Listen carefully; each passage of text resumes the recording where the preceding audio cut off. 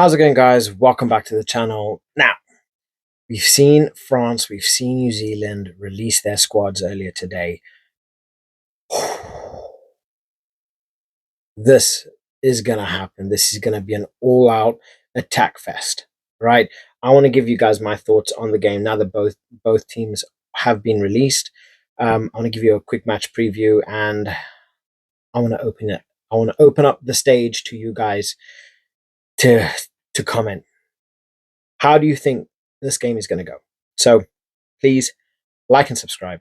Really does help the channel grow. I am sweating so much right now. So sorry if I do look like I am shiny, and you can probably slide off of me because it is 30 degrees right now. And it is what, like 9 o'clock at night. So it is ridiculous. All the good stuff. Like, subscribe. Let's break it down. Where do I even start for this? Like, where do I even start for this? Okay. France, they've made quite a few changes. They want to try and keep up the pace. They want to try and keep things fresh. They want to try and mess with the All Blacks' minds here, because the players that they are playing bring a lot of energy. We've seen players like Bokaton, Fantonder, Brennan, who are absolute beasts. Halagahu as well. They are monsters. They're going to be putting a lot of pressure on the All Blacks. Erdocio, Barlow, and Colom, again, very big, very heavy, very big hitters. Colom is relatively agile for someone of his size, so it's going to be interesting to see. But up against that All Black front pack, I don't know how this is going to go. All I can see is a dominant All Black side here. But when looking at the back of this French side, like, you have to be scared of this. Like, come on, people. I don't care if you're from Australia, if you're from New Zealand, if you're from South Africa. You have to be at least a little bit afraid of this. Le Garec, Segon, Gaeton, Atisogbe, Diportere, Barassi, and Leo Barret. Leo Barret and Nolan Le Garec are just like, they're like prodigies in their position. They are scary good.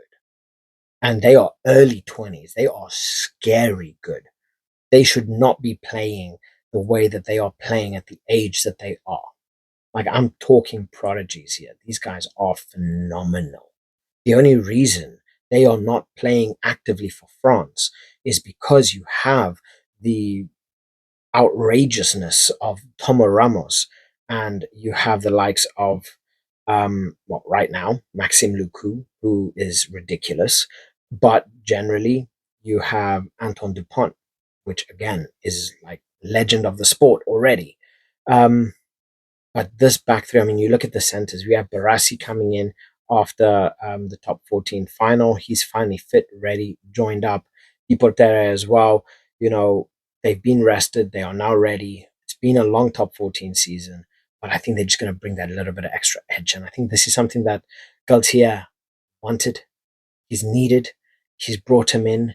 They're going to add that extra little bit of firepower, that extra little oomph, that kick that is needed, that ball carrying ability. He's going to want someone that's going to be causing so much havoc. That's something that Barassi is going to do. He's going to cause havoc. He's so quick. He's brilliant on the ball. He's got a good passing range. Same thing with Deportere. Very, very strong, very all-rounded. And they are going to be causing as much nuisance to the All Blacks as possible. They want to disrupt their game as much as possible, because once the French get going, once the All Blacks get going, they're very difficult to stop. They've got a lot of flair. They know how to break teams down very quickly. I'm not 100% set on Reiko Ioane at 14 though, but this is a scary. This is, in my opinion, this back row. These backs are far superior to what they had in the last game. Obviously, Villiers, I would have really liked to see Villiers. If we had to see Villiers at 11, I think that would have been even more dangerous. But Gaetan is a monster in his own right, so I'm not upset there. Villiers, he's had a couple of games. He needs rest. He's only human. So yeah, honestly, I think this is a very, very good squad, a very big, very powerful squad. But do they have enough to handle the All Blacks? That is a big, big question. Do they have enough? Personally, again, I don't know. I don't think so. I think I think this is again going to go down to the wire. I think the All Blacks are going to be put under a lot of pressure, but I do feel the All Blacks, they're just going to have too much. They're going to have that grit. They're going to have that resilience. They have players like your Ardie Savea, your Ethan de Groot, Fletcher Newell, Cody Taylor. These are strong, strong forwards. Fabian Holland, another strong forward, so dominant. He's very good in the air, big tackler as well. And then, again, I'm still here and there about Billy Proctor and Reiko Ioane. I'm not 100% set on them. I would like to see Tavatanawi to be coming on. I would like to see Duplessis Karifi come on as well, cause a bit of damage. I think we are going to end up seeing him if the All Blacks find themselves under a little bit of pressure, because we know the French are going to be hitting hard at the breakdown. They're going to be wanting to come in very quickly. Nolan Lagarec is known to be very quick on the ball, right? So he's going to be keeping a very high tempo, which the All Blacks are going to have to defend against. And Karifi does have the legs for that, especially late on in the game when everybody's going to be dead.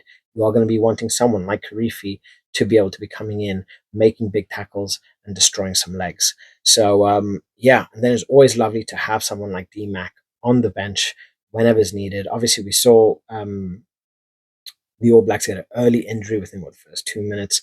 DMAC came on. He was still dangerous. He was everywhere. He caused so much. He rustled so many feathers.